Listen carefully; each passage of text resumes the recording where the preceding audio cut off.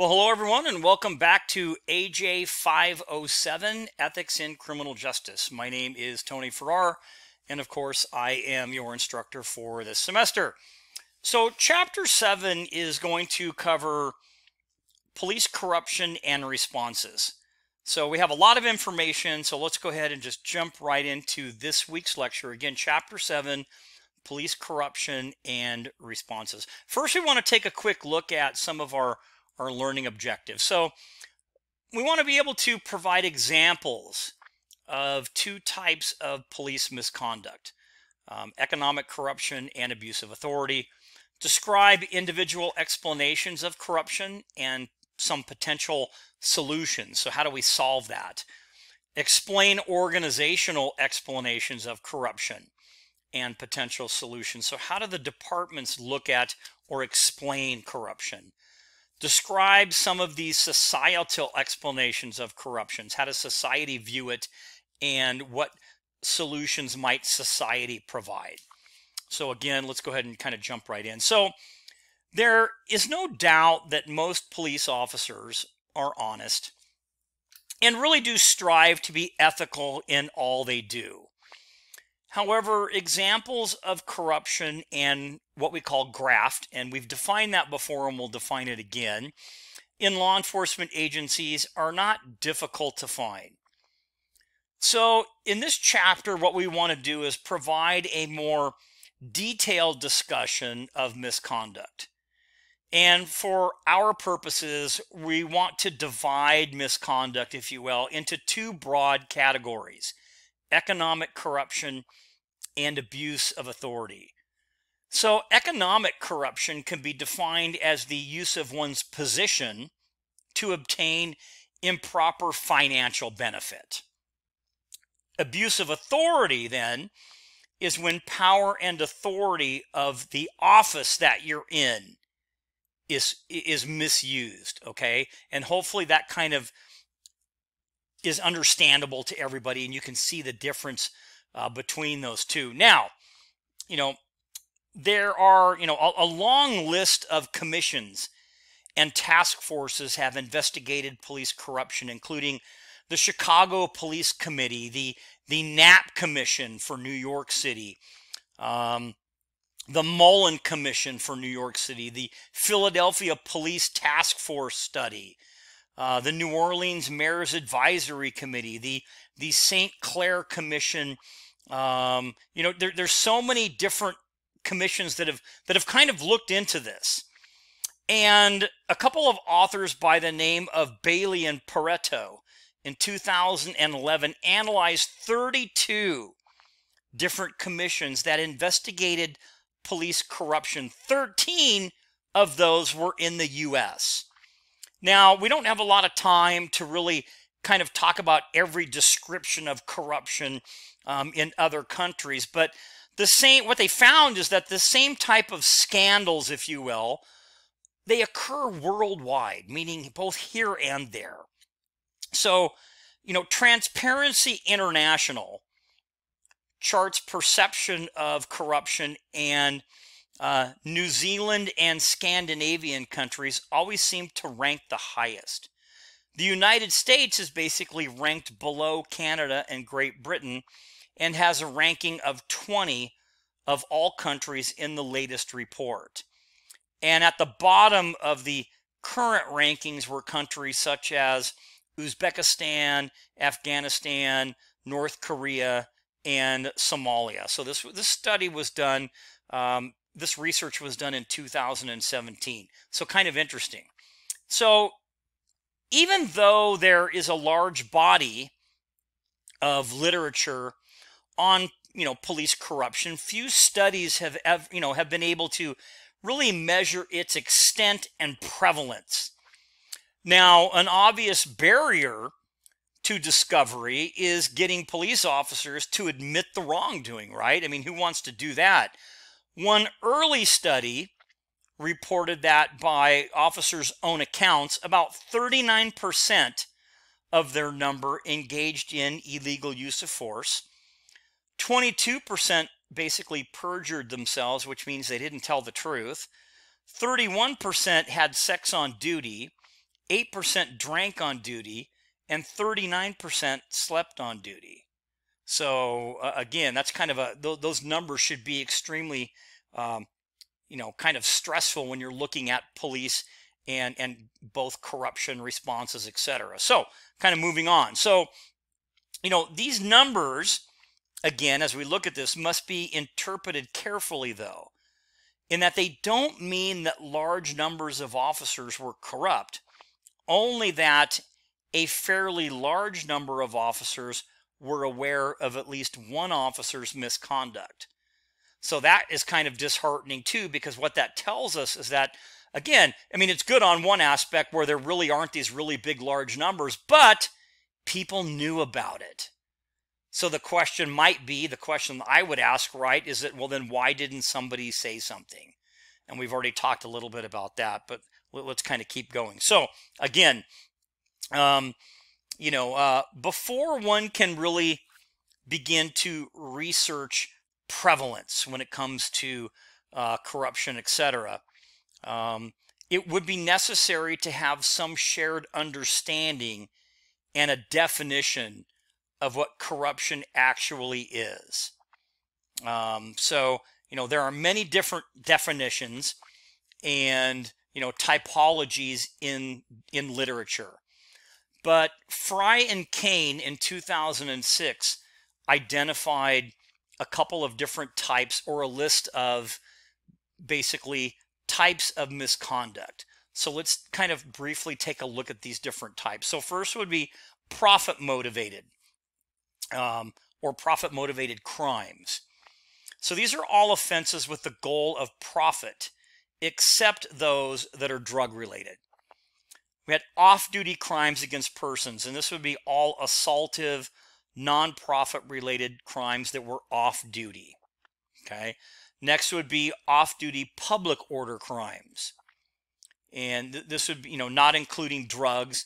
Most commonly things like DUI or disorderly conduct or drinking in public or something similar. Next would be drugs, all crimes related to the possession, sale, conspiracy, and basically failing departmental drug tests. Next would be on-duty abuse. So use of excessive force, psychological abuse, and discrimination. Next, obstruction of justice. This would be things like conspiracy, perjury, official misconduct, and other offenses with the goal of obstructing justice. Next would be administrative or failing to perform. And this would be basically violating one or more department rules or policies or procedures. And then finally, you would have conduct related to probationary failures.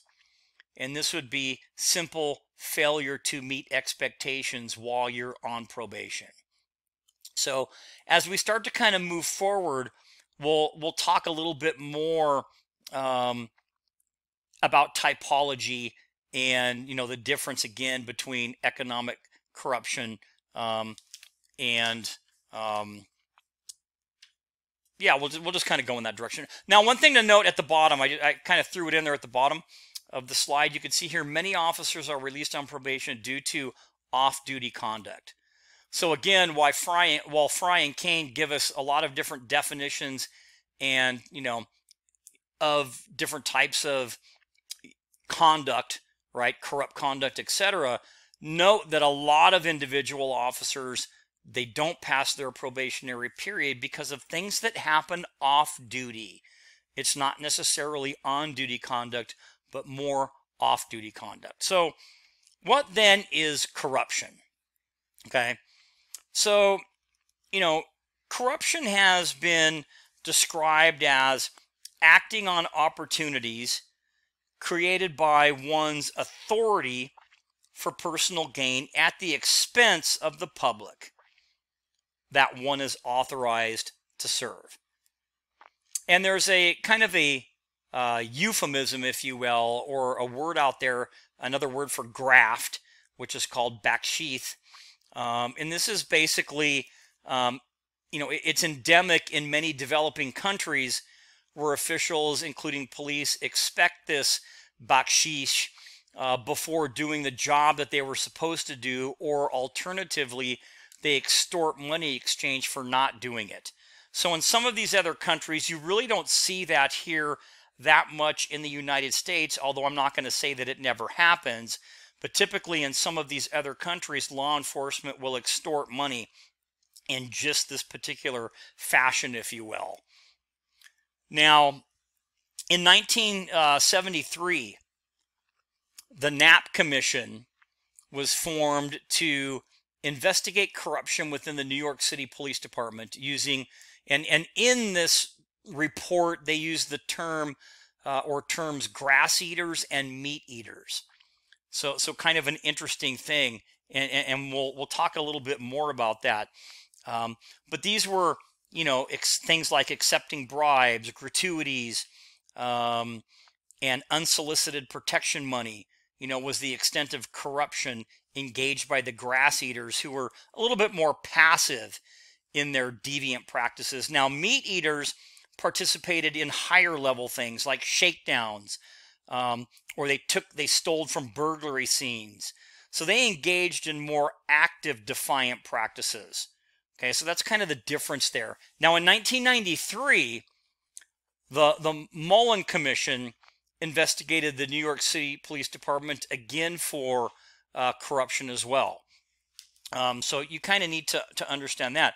And again, concluded that meat eaters, okay, were engaged in a kind of a qualitatively different kind of corruption in more recent times. So beyond just cooperating with criminals, the corrupt, you know, police officers were active criminals themselves, doing things like selling drugs and actually ripping off or robbing drug dealers, and again operating burglary rings and things like that. So you can see the difference between the two terms when we talk about grass eaters, meat eaters, and what was uncovered by both the Knapp Commission and the Mullen Commission.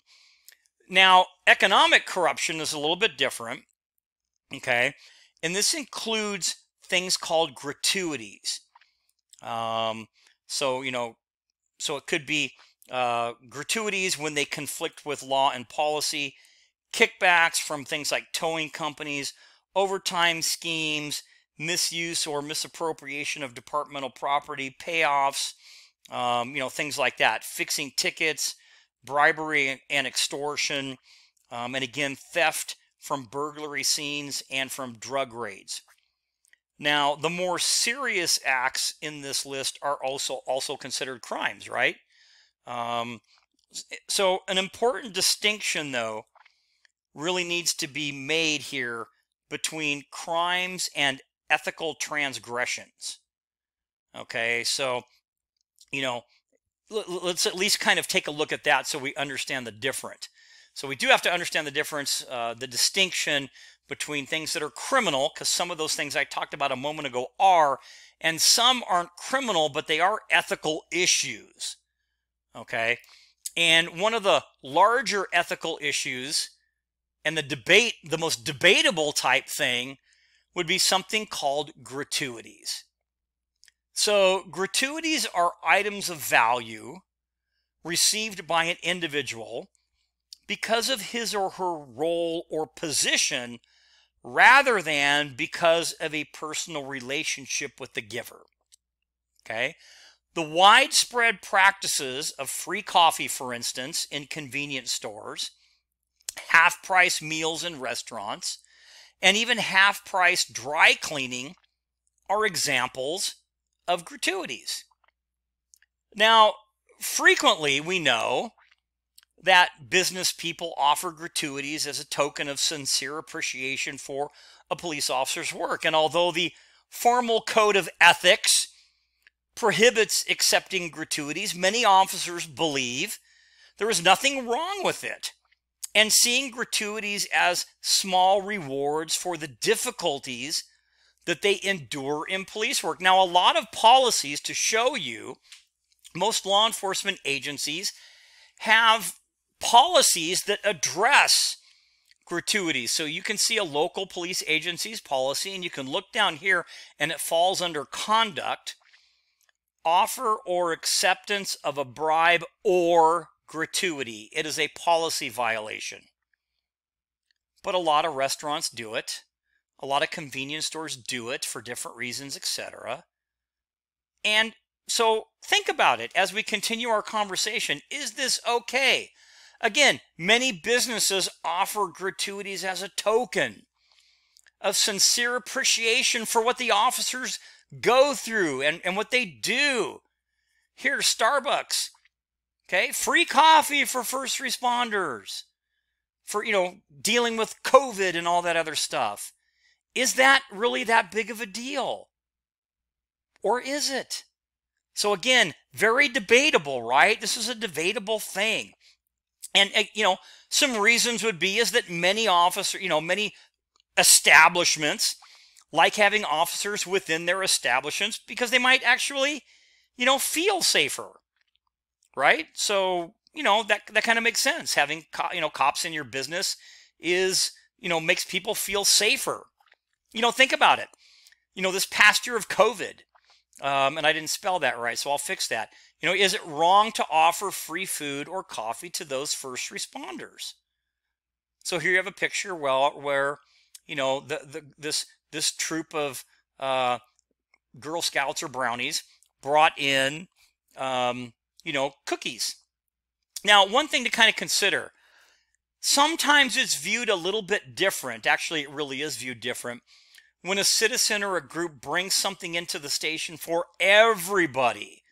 So they might bring in a bunch of meals for all the officers to share. So it's not going basically to one person as kind of a freebie. They're bringing it to the station for all to partake in.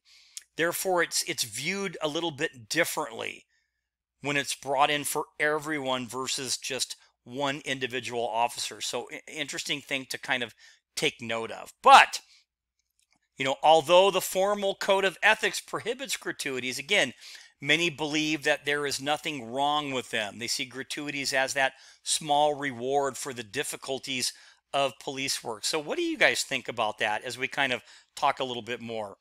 So what are some justifications? Well, again, justifications for gratuities include the idea that some businesses, need and should pay for extra protection, that they are no different, than the perks for other occupations, that they compensate for maybe poor pay, and they need to cement community relations. For example, when an officer stays and drinks coffee with a store owner, kind of community relations. These are some of the justification thoughts, right? And research indicates that people do not, support gratuities, but they really don't think that they're very serious, especially when the items were infrequent. So something like food or, maybe inexpensive meals or something like that. Now, critics argue that they erode public confidence in law enforcement and undermined our quest for professionalism. So Cohen in 1986 believes that gratuities violate the social contract because citizens give up their liberty to exploit, only to be exploited. So critics, again, argue that gratuities, they argue against gratuities for some of these reasons. So, here are some of the reasons. Police are professionals, and shouldn't and don't take gratuities. Gratuities are basically incipient, corruptors, because people expect different treatment in return. So that, the fact that they're giving you a free meal, free coffee, that they're going to expect maybe a favor, right? Next, gratuities are an abuse of authority and create a sense of entitlement. Next would be that gratuities add up over time. Next, gratuities can be the beginning of a more serious form of corruption, maybe a slippery slope. Next would be that gratuities are contrary, in essence, because your service is already paid for through taxes, etc. And then finally, gratuities create a public perception that the police are corrupt, or why should the police get this item here for free, but yet we have to pay for it, right? How would you feel if, let's say, you were in line at McDonald's or something like that, and you walked up there and you just paid for, a couple of meals for you and your family, and a couple officers walk up and they end up getting free food? And maybe you don't have a job because you lost your job during COVID or something like that, but yet these officers are getting it for free. So you kind of see maybe where some of the, some people are coming from. So hopefully what you see here is that it's debatable, right? That it's just it's a very debatable type of subject. So kind of talking a little bit more. So Kania in 2004 argues that only when either or both the giver and the taker, okay, the officer, have pure, impure intent, are gratuities wrong. So for instance, it would be unethical to exchange if the intent of the giver was to give in exchange for some future service, not as a reward for past services renders. Okay. So really, where do you draw the line, between harmless rewards and inappropriate gifts? Is a discount, on a meal okay, but not a free meal? Is a meal okay, but not other items such as groceries or, a tire or car stereos or whatever? Do the stores or restaurant owners expect anything for their money, such as more frequent patrols or overlooking, sales of alcohol to minors? Should they expect different treatment from officers than the treatment given to those who don't offer gratuities? Suppose that an officer is told by a convenience store owner that he or she can just come in and help themselves, to whatever they want, coffee, candy, cigarettes, chips, magazines, etc. In the same conversation, the store owner asks the officer for their personal cell phone number, in case something happens and they need to get in touch with them. Is this a gift or is it an exchange? Should the officer accept free merchandise? And again, it's debatable. Prenzler in 1999 found that most officers would not write a ticket to someone who had given them gratuities. Another study found that gratuities influence patrol coverage. Could that be why all of the officers maybe eat at the same restaurant? Or could it be that the officers believe that they're entitled to a break and they happen to go to this particular restaurant because they might enjoy the food? So it's a very debatable topic. Again, many merchants give free or discount food to officers because they like to have the police around, especially late at night. Okay, the question then really becomes one asked, frequently by citizens: why are there 2 or 3 police cars always at a certain restaurant? Well, law enforcement would say that, they deserve to take their breaks because they get them. Whether they want them within their patrol area or not is, up to them. And if it happens that they choose the same place because they like it, etc., that shouldn't be a concern to the public. However, an impression of unequal protection occurs when officers make it a habit eating at a certain restaurant or congregating at a certain convenience store. So free meals, or even coffee may influence a pattern of police patrol and thus may be wrong because some citizens are not getting the same type of protection. So what do you guys think about that? It's super interesting, right? But it is a dilemma. It's an ethical issue, an ethical dilemma. So let's move on to what they describe as graft. Okay. So graft refers to any exploitation of one's role, such as accepting bribes or protection money. Example again include taking bribes for changing testimony, looking the other way when discovering an illegal act, or taking a kickback or something like that.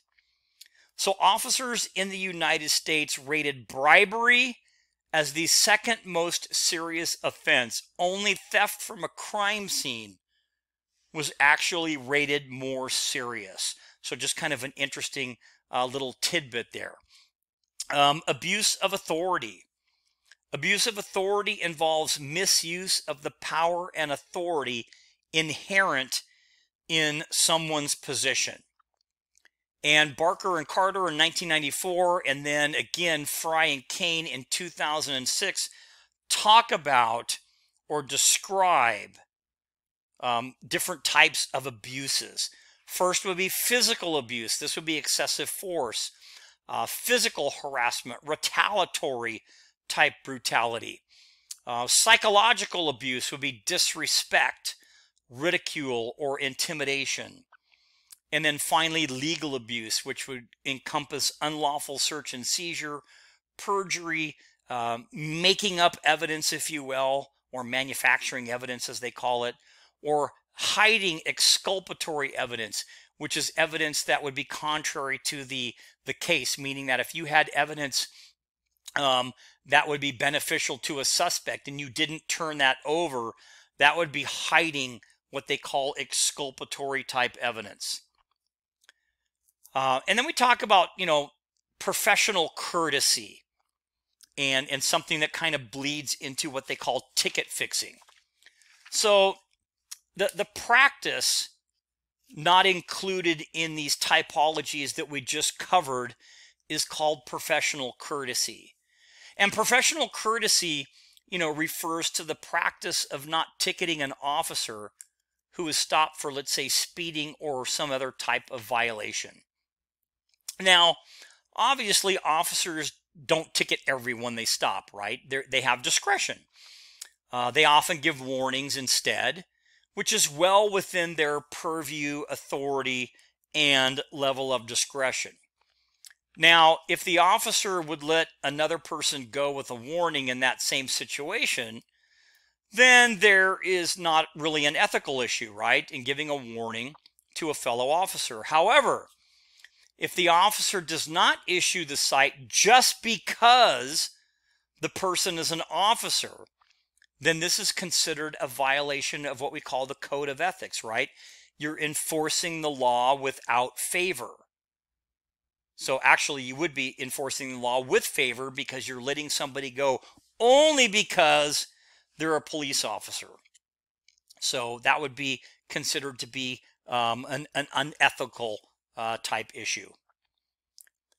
So justifications for not ticketing other officers are diverse and can be a little bit creative. One could be maybe if I do it for him, he'll do it for me. Professional courtesy, tends to bleed over into, other forms, or it can bleed over into other forms of misconduct. More serious than not ticketing is what we call fixing a ticket that's already been written, meaning that the officer will sign off on a ticket, etc., that's already been written, unless it's a signable offense. They do have some violations now, like let's say that you don't have a front license plate and you're stopped, and it's a fix-it ticket if they deem it that way. And basically, any officer can sign the back of the citation, depending upon your department policy. Sometimes you have to come to the station and there's a fee associated with it. Sometimes there's not. But there are times where you are able to, basically, as a law enforcement officer on duty, you can show the person has fixed it and you can sign that off. So that really is a policy issue as well. Okay, so now we're going to talk a little bit about on-duty use of drugs and alcohol. So certain circumstances are present in law enforcement that perhaps create more opportunities for drug use. Elements such as, let's say, in police work, such as undercover work, narcotics, etc., can lead to drug use, include exposure to criminal elements, relative freedom from supervision, and uncontrolled availability of contraband. Some of them also include stress. So drug use by officers kind of creates the potential for even more serious behavior, right? Such as stealing evidence, being blackmailed to perform other unethical or illegal actions, and even being, tempted to steal from drug users instead of arresting them. And this, of course, is in addition to the obvious problems of compromising one's decision-making abilities by being under the influence of any type of drug while on duty. Some organizations currently have randomized drug testing, and some organizations do not. When you get hired, of course, there is going to be a drug test, etc., to get you into the academy, to get you through. But again, some departments will do the randomized thing, some will not. Some have written into their policies that if there is reasonable suspicion that someone is, under the influence of alcohol or drugs, then a test can be taken, etc. But a lot of that is built into policies, procedures, and deals a lot with the police unions, etc. Drinking on duty, well, alcohol is more or considered to be more socially acceptable than drug use, but it is a big problem. It creates less vulnerability to corruption than drug use, but it also creates an ethical dilemma for other officers, and it may lead other officers to kind of isolate themselves from or avoid working with those who drink, right? Who would want to come to work with their partner that has alcohol on their breath?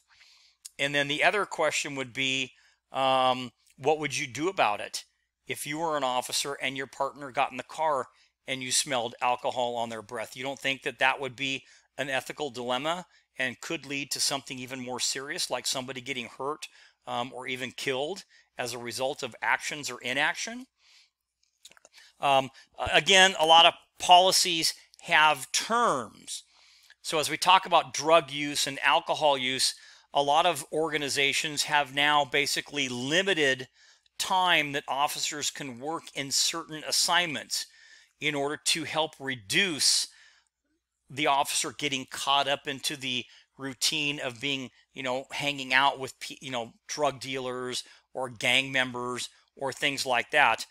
So undercover assignments like narcotics, here you can see, here's a local police department that basically tells you the length of time. So if you want to work in the narcotics unit as an officer, 3 years is the max. Now, it could be less, but the most you could do would be 3 years, and then you would have to rotate out into a different position. And there's a reason for that, so you don't become kind of just, you get caught up with all the hoopla that happens in undercover operations, and you may get caught on that kind of slippery slope, if you will, to misconduct. So they're going to rotate you out after a certain time. When it comes to sexual misconduct, it's a sad reality that a few police officers use their position of authority to extort sex from female citizens. Egregious cases include sexual assaults or even rapes by officers, jailers, and prison guards. The Cato Institute sponsors the National Police Misconduct Reporting Project. And about 9.3% of all civilian complaints involve some sort of sexual misconduct. And just so you know, I'm about as honest up front in a lot of these lectures to talk about things that I have experienced throughout my law enforcement career. Here is something that happened, unfortunately happened, but it did happen before I was the police chief, but it still happened. Here you have 2 Rialto police officers resign, 4 disciplined amid a sex scandal investigation. And this was November of 2010. So yes, bad things do happen. Okay. And we can talk about this case a little bit more. Now, on the extremely serious side of misconduct is usually associated, again, of course, with criminal activity. So we know that this does still happen. Does not happen frequently, but it does happen. But also note that it does happen in all types of careers. Whether you're a doctor, a teacher, a law enforcement officer, a business person, whatever, there's corruption in all of these different careers, if you will, because you're dealing with people. Okay, unfortunately, it does happen. All right, and then one of the kind of larger scale things, issues with corruption happened with LAPD. It was the Rampart scandal. the official inquiry from 1998 to 2000 into corruption among officers of the Rampart Division of LAPD. And if you want to look at a little bit more of the report, you can look at that here. But that's just a little bit of information to kind of throw your way. That again, things do happen, unfortunately, but they are what they are, right? All right, and in this Rampart case, just to kind of show you the magnitude, more than 70 officers were implicated in misconduct, including unprovoked uses of force and shootings, planting and covering up evidence, stealing and dealing drugs, and perjury, which means lying under oath. So what then is the cost? Well, the cost to communities are really, considerable. I mean, we've examined a range of corruption from the, arguably trivial, although it's not trivial, but, it kind of is, but that's gratuities, right? The free cup of coffee, to criminal acts, including murder, things that happened in that Rampart case. And the cost to communities are considerable. First, there is the cost to, of lost prosecutions, right? Literally thousands of cases across the country have led to, dismissals because prosecutors could not trust the evidence provided by the officer, whether it was legitimate or not, or the officer lost credibility as a witness because of their particular wrongdoing. And although civil lawsuits or civil rights lawsuits against these types of officers are, notoriously difficult to win, many cities and police departments have faced large judgments or agreed to large settlements, right?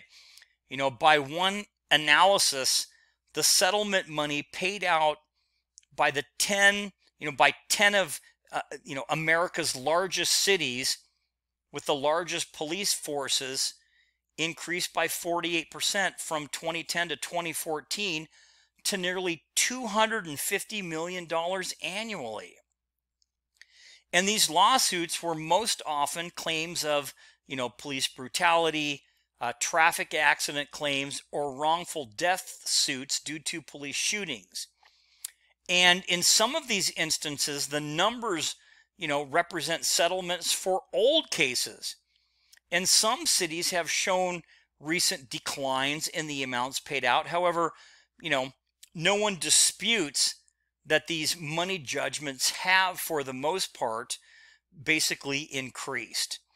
And, ironically, residents who are the, victims of police misconduct also end up paying for some of this through taxes, right? And I have, kind of here, this is, an article on 4/7 of 21, LAPD or LA to pay out nearly $1.6 million to settle 3 lawsuits alleging police misconduct. That's a lot of money, everyone. So again, the question really is, how do we do better at some of this? And I talked about this particular analysis of nearly $250 million per year.